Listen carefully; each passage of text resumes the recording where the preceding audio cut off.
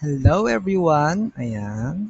So, today in this tutorial ay turo ko po sa inyo kung paano gamitin itong si ClassIn. So, si ClassIn basically is a software intended for schooling siya, for tutorial, pwedeng one-on-one, pwede rin pong, ayan, so palaking ko sarili ko, pwedeng one-on-one, pwede rin pong pangmaramihan. Okay, pwedeng group class, pwedeng pang one-on-one. Okay, pero most commonly, nagagamit ko siya for one-on-one. Ayan. So, sa taas, sige, simulan tayo. Sa taas, makikita ninyo dyan, lahat yan dito po ay makikita si student. Ayan. Pero pwede natin silang i-drag down, just like mine. Yung aking camera, pwedeng i-drag down yan at na-adjust po yan. Ayan. So, talagang on the spotlight ka dyan. Yan. Tapos, dito, kapag kung ano, sa downstage o lahat pwedeng ibaba. Pero dito, minsan may mga ano to po eh. May mga trophies. So dito, may trophy yan dyan siya. Ang pumapalit dyan is trophy kapag ka nasa mismong klase na tayo. Pero kasi nasa Blackboard editor lang tayo today, kaya wala siyang trophy dyan. Okay? Pero magbibigyan ako ng sample video na sa mismong class setup para makita ninyo. Yan. So, ito, pwedeng ma-mute din. Yan. So, pwedeng ma-mute si student or si teacher. Tapos, ito naman, isa ay i-reset. Yan. So, balik doon sa umpisa. Okay. So, now let's learn the tools. Let's discover the tools. Kung itong mga ito, paano siya gamitin. So, basically, ang naka-default niya is black. Pero since para naman medyo gumaganda-ganda ay maglagay po tayo ng konting background. Okay, so this background ay galing siya sa aking cloud disk. So meron kasi tayong cloud disk dito. Yun nga lang, pag inopen yung cloud disk, hindi siya mare-record kasi sa mismong klase na ako nag-record. Hindi ko na-record hindi ako nakagamit ng record para sa mismong sa desktop ko. Okay. So, yung mga pictures, ito, background picture, as you can see, namumove siya, pero pwede siyang malak para maging permanent background all throughout the class. I-lock natin siya. Okay. Pwede rin naman siyang hindi na ma-size kasi nare-resize po siya. Para hindi na siya ma-resize, click lang yan. So, hindi mo na siya ma-resize. What we want is full. Kaya naman, let's lock. Okay. So, ayan.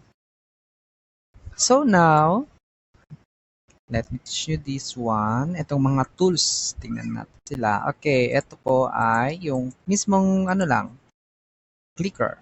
Ayan, para makapag-click lang. Para, halimbawa, merong mga audio sa PowerPoint ninyo, makiklik-click ninyo siya. Okay. Next one is ito, makakapag-move tayo dito ng mga pictures. Okay, sige, magpasok tayo ng pictures. Wait lang po. Here you go. Ayan. So, di ba may mga pictures? Magaganda. So, click nyo lang siya and then, yan, namumove-move na yung mga pictures natin.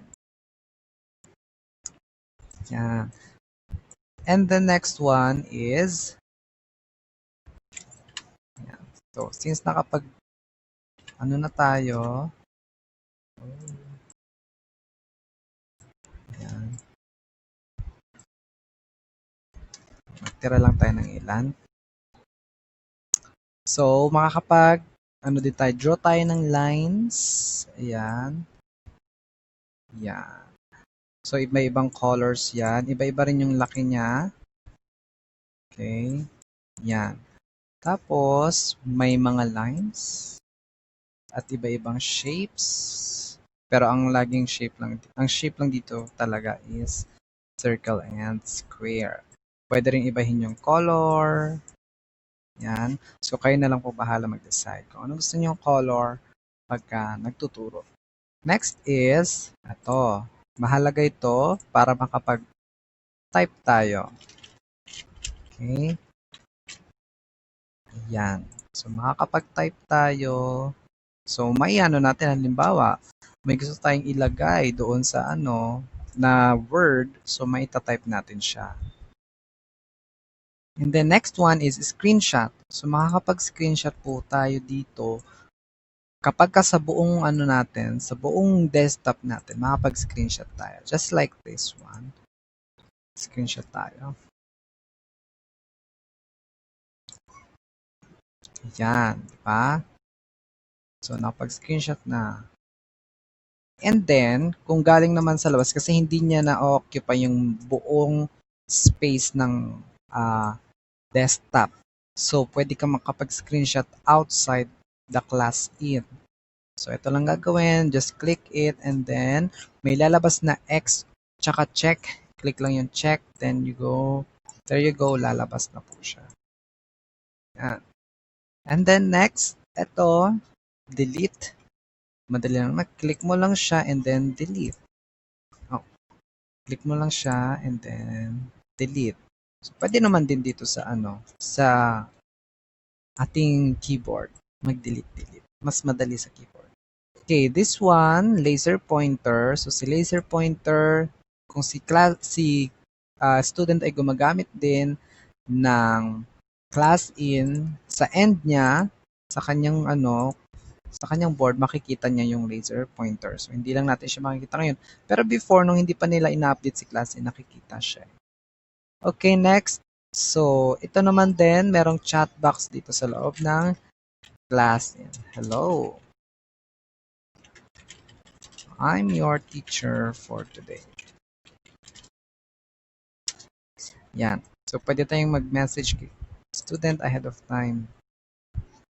And then, sa cloud disk naman, so sorry, hindi natin makikita yung cloud disk ko kasi hindi siya nasasama sa recording ni class in. Pero pag inopen mo siya, you can see there meron siya tatlo na columns, authorized resources, cloud disk, tsaka library. So, ang cloud disk natin, doon tayo maglalagay lahat ng files. So, may click doon ng upload, tapos magdadirect siya sa iyong system, sa system ng computer mo. Pwede ring create folder naman kasi para maging organized yung ating mga files sa loob ng cloud disk natin. So, but unfortunately, I can't show you my cloud disk kasi hindi siya nasasama dito sa recording.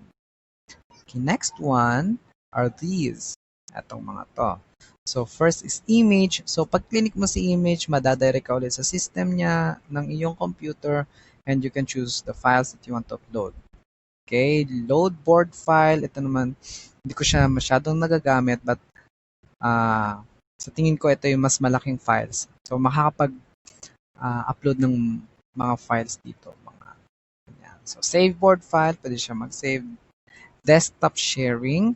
So, kapag halimbawa ay may emergency, hindi makita ni student yung material, yung teaching material, pwedeng mag-desktop sharing na lang. Next is timer. Okay, so si timer, dyan siya lumalabas eh. Okay, so si timer, eto, halimbawa kung magbibigay ka ng oras sa kanila, so you only have 5 minutes. Ayan, so pwede ka mag-timer para sa kanila. And after this, magre-ring siya ng kusa. Okay, so subukan natin. Gawin natin mga 5 seconds lang. Tapos, para marinig natin yung ring. So, sana makuha sa recording yung ring niya. Oh no, this is 50 seconds. 3 seconds na lang. 3, 2, 1. Ring! Ayan, so sana narinig niyo yung kanyang pagre-ring. Okay, next is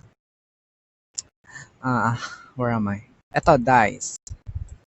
Si dice. So, minsan kasi naglalaro din kami, student, lalo na yung anong bang game yon, yung snake and ladders. Yan. So, gabit na siya snake and ladders. Tapos, pagpipili ka ng mga numbers, kung may numbers 1 to 6 ka na questions, pwedeng ayan.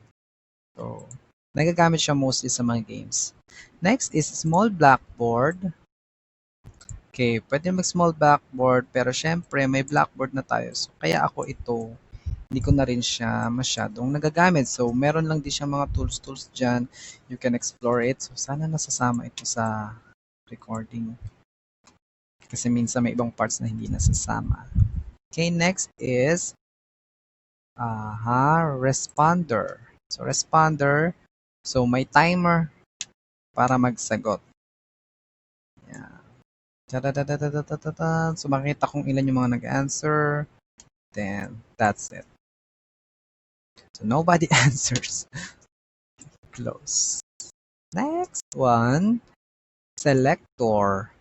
So, selector, makikita dito yung kung may choices ka from A, B, C, or D. Pwede mong dagdagan E, F, G. So, pagka may mga multiple choice questions tayo. Next is text. So, dito, collaboration text ito. So, si student ay nakakapag-text, nakakasulat din siya dito. Si collaboration siya. And you can save it. Pero kasi hindi ko siya masyadong nagagamit dahil dito na ako sa mismong board nagta-type-type. Next one, multi-ware screen sharing. So, makikita mo yung ano ni student, makikita mo yung kanyang board, ay yung kanyang desktop. So, malalaman mo kung ano yung ginagawa niya sa kanyang desktop, kung nakikinig ba siya o hindi. So, kiklik mo lang ito. Next is marker. Okay, marker, this one. Ayan. So, Barbie, dyan ka nga sa tabi. Okay, so, marker. Gusto natin makikita. Next is browser. So, you can open browser here.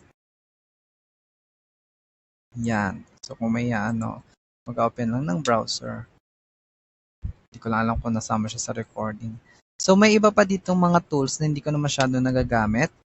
Just like this, itong awards. So, wala naman tayong students so hindi makikita kung sino yung, kasi may mga trophies siya. May mga trophies siya. So, makikita dito sino yung pinakamaraming trophies na student.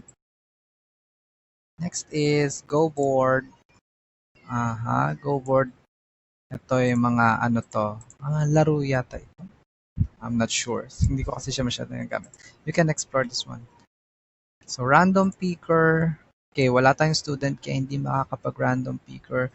Yun yung pagpipick ng kung sino student ang Next, Apple Mirror and Class in Mirror. So, hindi ko siya rin masyado nagagamit. So, ang lagi ko pong nagagamit dito is yung timer, tsaka yung dice, minsan naman yung image, tsaka yung marker. So, yan yung mga gamit na gamit po dito sa mga tools na ito. And the others are, ito, yan. So, dito makikita ninyo sino yung mga students na nag-excel in terms of mga trophies nila, sino yung mga nangunguna sa roster.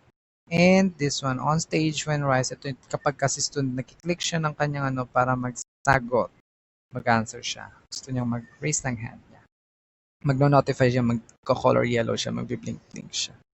Alright, so and that's it. So try natin mag-open ng file ng halimbawa ay aking lesson.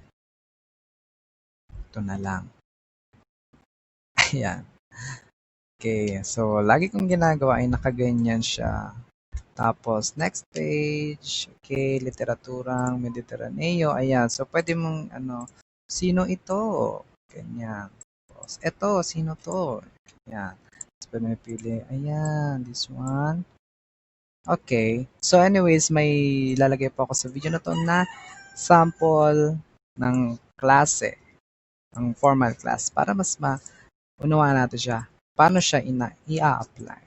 Okay, so that's it. Thank you so much for watching. Hello. Hello. Hello. All right. Can you hear and Hello. see, teacher? Yes. Oh, yeah. Great. All right. So, by the way, hello to you. I am Teacher Sam. That's my name. Sam. And you are?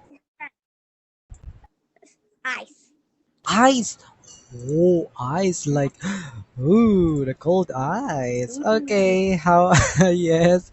How old are you, Ice? I'm 9 years old.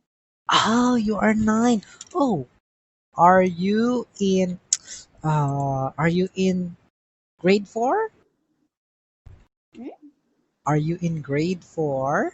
Are you in grade 4? Grade 4. Grade 4 Yeah. at school. Oh, yes, you are. Okay. Hi, Mm. Ice. Nice to meet you. Nice Can you give to me a meet shake you hand? too. Okay, great. So I will be your teacher for tonight. Okay. So, Mm. look at this one. What can you see here in letter A? Oh, I guess you I already don't. have this last night. Okay. Yeah. Games. So these are Games. toys. Okay. Games. Mm. Mm. Comics game. Comics book. Comic book. Very good. Another one. Mm. Bird book. Bird game. Board game. This. Mm. Door. Doll. This one. Stickers. Stickers. And last one. Pins. Pins. Very good. Okay.